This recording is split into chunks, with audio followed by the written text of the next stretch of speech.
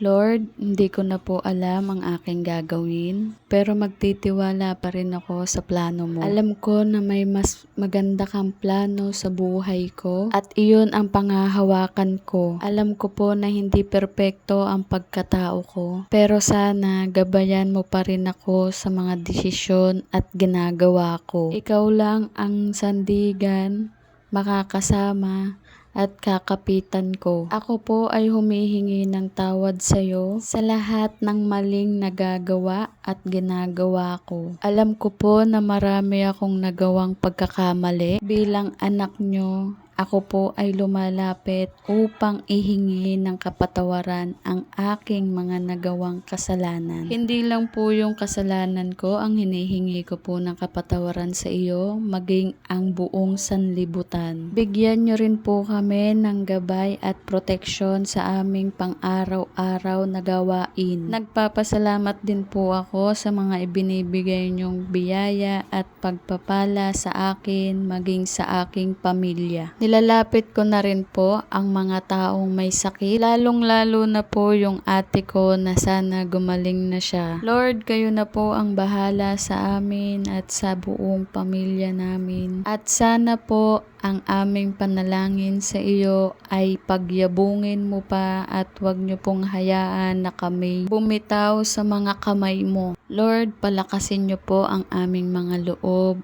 upang harapin pa ang mga pagsubok sa buhay. At huwag niyo pong hayaan na kami basta-basta na lang susuko sa mga pagsubok na ito. Lord, ang mga panalangin na to ay tinataas ko sa iyo sa banal na pangalan mo. Amen. Sa lahat po ng may pagsubok na pinagdadaanan ngayon, never give up, okay?